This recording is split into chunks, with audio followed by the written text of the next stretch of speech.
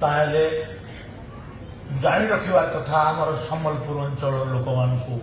जे उत्कल कहले कटक पुरी बालेश्वर उत्कल कौशल कलिंग मिसिक ओडिशा प्रदेश गठन होती केवल उत्कल जयगान गायब आौशल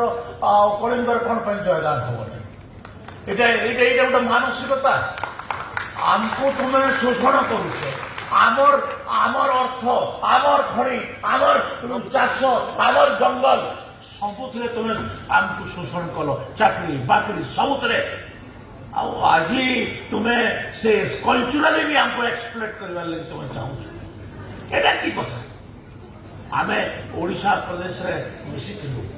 ओडिशा प्रदेश रे मिसिबा पई आंदोलन रे भी शामिल होतिलु किंतु ओडिशा रे मिसिकरी आमर सबुठु बड़ भूल है आम ओडिशा प्रदेश रे मिसिलु आमर गोटे ऐतिहासिक भूल ऐतिहासिक भूल को आम बारंबार कहूँ तो आज आम से कथा गुड़ाक न जाइकरी आम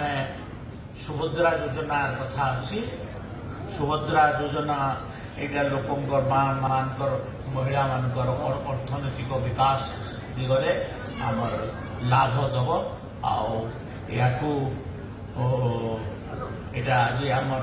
किस्ती दि जाऊँगी